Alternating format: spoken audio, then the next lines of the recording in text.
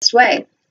And this morning, it was interesting. I had these very prophetic and like vivid dreams last night with my roommates, and I was like giving them advice, and we were having these soul conversations in our dreams.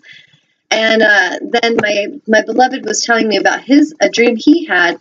And as he's talking about the dream, I just start connecting the dots on it. And I was like, I feel like what your dream is saying is that you are at some level afraid of success. You're afraid to take flight. You're afraid to soar. You're afraid to become everything you were meant to be. Like, that's what I'm getting from it. And then I just kind of let it go, and I moved on, and we went and took a shower. And later he came down and he was talking to me, and he was, he said, well, let me backtrack. So I spoke that truth to him about the dreams, and then observing his dream, intuitively feeling it. I don't really analyze it, but it's more of like a feeling of intuition. And then I go on to Facebook, and I express my truth in a situation that happened today, where many of you know my beloved and I planned to offer a twin flame workshop today. And like I said, went to sleep barking, coughing, not very deep sleep, exhausted, wake up in the middle of the night with a daughter throwing up and has a fever and is crying. And I'm just like, what is this? Like, it was not an amazing experience, but this is what we're dealing with. Okay, Spirit, help us move through this situation. Help us move through this with the greatest love, honor, and reverence. So my daughter comes and lays in the bedroom with us, and I'm like, baby, just relax. We'll clean the floor later. Like, we're just going to go to bed. Let's go back to sleep. And immediately I get on my phone and I go and I decide in that moment, this is not a time to have people coming to our home to do a workshop, because obviously our family is not completely in health and wellness yet, and we're working on that, and we will get there. But at this moment in time, we're still not there. And so I went and I put a post to the people that said they wanted to come and just explain from the heart that this wasn't going to be the best time, and that I apologized, but I was going to have to reschedule because the family, was sick, and we would have to find a new date.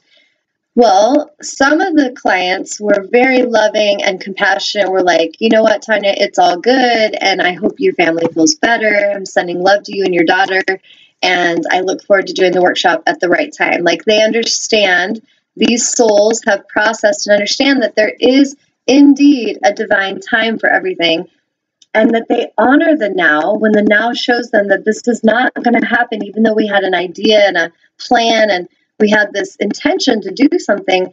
The doing that thing is not going to happen today.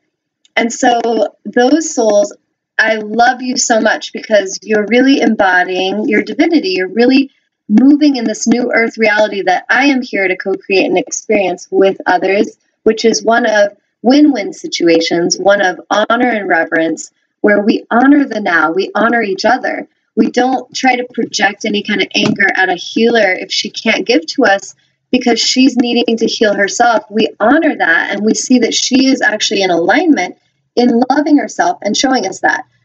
But the old paradigm was not like that. The old paradigm was like, I paid my money, I rearranged my schedule for this workshop, and you owe me, and if you can't do it, then I'm going to have to go somewhere else. And there's no reverence, there's no honor, there's no kindness or compassion shared. And I say this because some of the clients wrote back with very much, the understanding of honor, of the flow, and kindness and compassion. And then at the other hand, some wrote to me that were very much in a me, egoic energy, which was all about their needs, what they should have gotten, and how I shouldn't be rescheduling, and they've never worked with me, and that now they don't know if they trust me, and all this bullshit that was being projected upon me. And all I was doing in my truth was saying, this is not the best time. I want to do this workshop as much as all of you want to take it, but it's got to happen at the divine aligned time.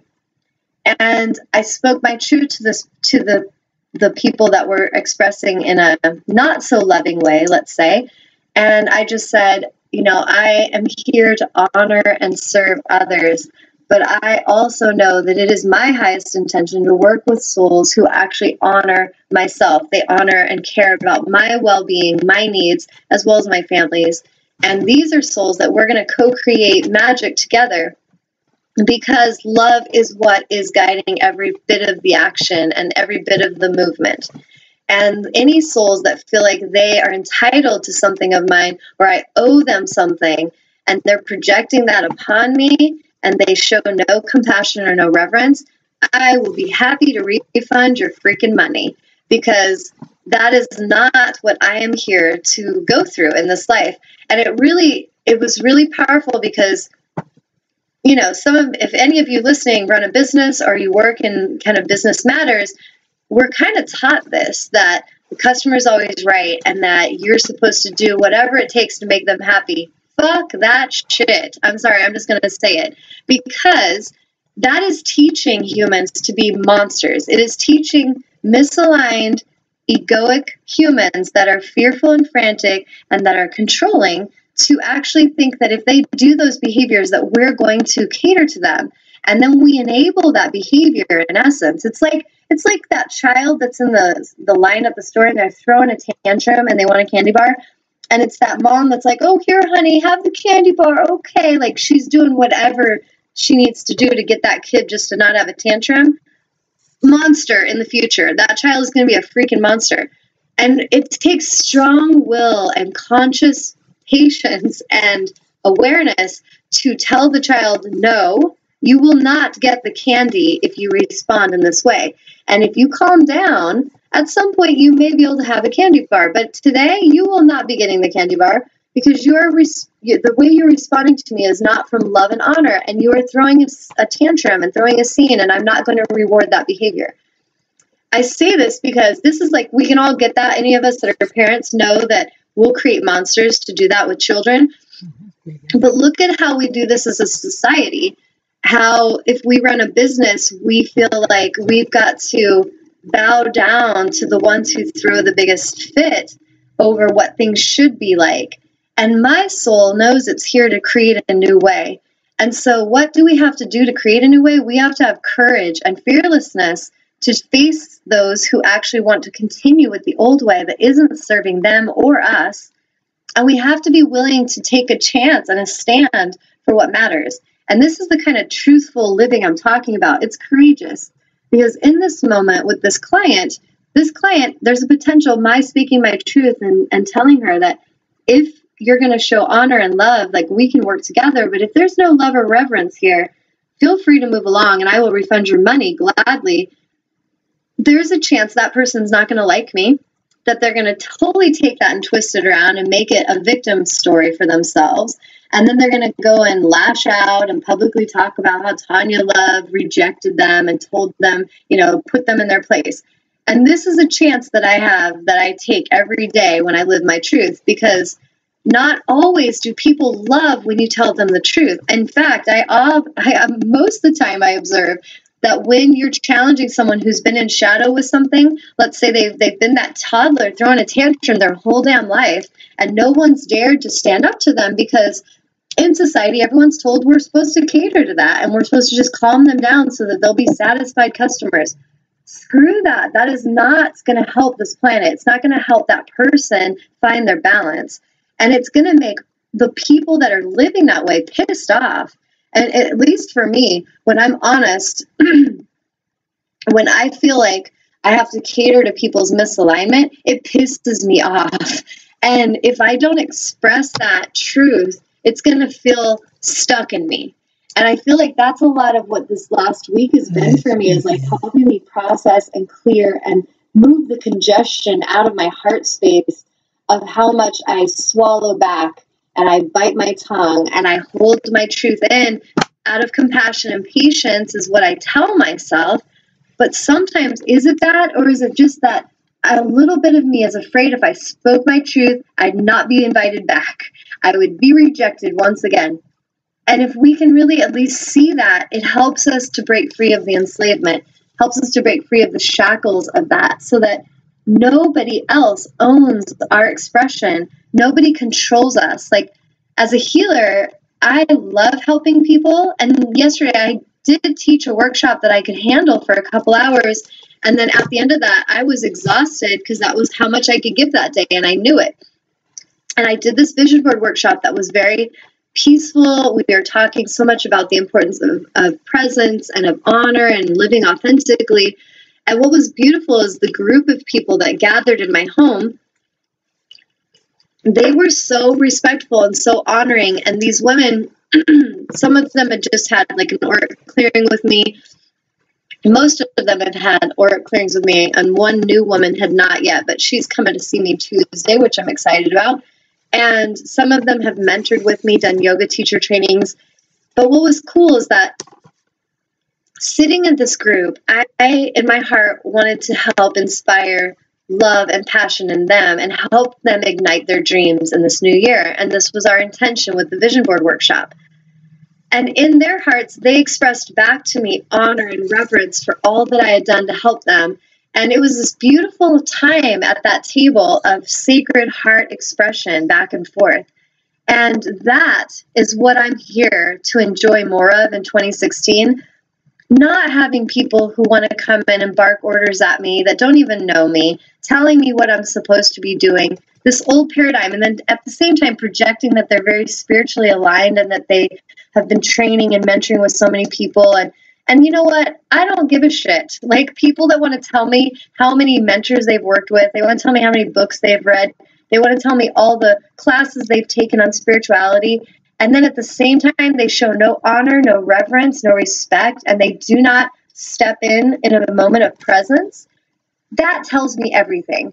And so what I hope to mirror to all of you watching today is, what if this year we all really could boldly and confidently move forward with fearlessness, with courage, with confidence in ourselves, in our own highest self?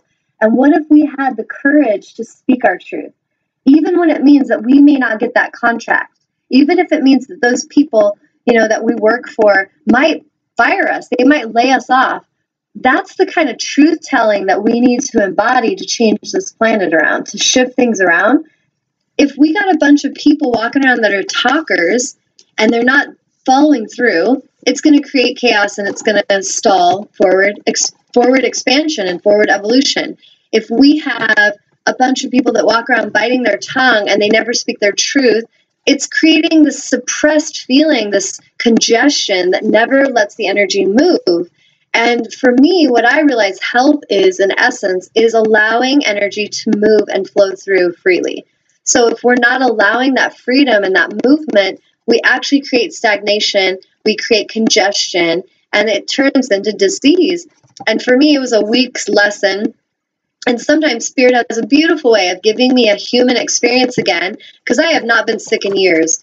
But when I was in that experience, it taught me so much compassion for one, having greater compassion to humans that are healing, that are sick, because you really can't think very straight and you don't feel very good. And so it takes a lot of strength and a lot of focus to stay in that alignment of focusing on the positive and focusing on wholeness and alignment when you're not feeling well. So it was really beautiful eye-opener in helping me remember what a challenge that can be. It was also great time for stillness. I was writing my book like a mad woman. I've written pages and pages and pages of a book that I am writing now, and it's just coming out of me. And it was beautiful because it brought me this inner reflective time to also see how much of my day and time do I just give away to others. There's a person that's kind of going through a struggle and they're asking me my opinion and advice, and I sit there and talk to them for hours in the kitchen or on the phone, and then next thing I know, the day is gone and I did not focus on anything that really mattered to me. Now, it's important, I feel, to balance this because I love to be there for others, but part of what I'm learning to balance in my own life for this next year is that I make sure I claim time for things that matter to me. If I can write a book that's very empowering and full of wisdom and it can get out to many, that could help many lives. That's important.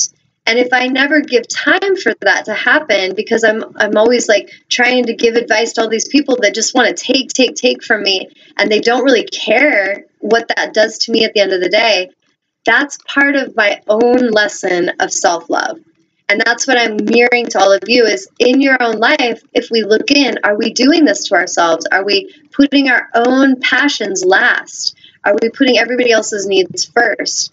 As mothers, as fathers, do we go and cater to all the needs of everyone around us, but we don't really honor the needs in ourselves? Like, it sounds silly, but I talk a lot about the inner child. And just yesterday, I told my beloved, I was like, I really just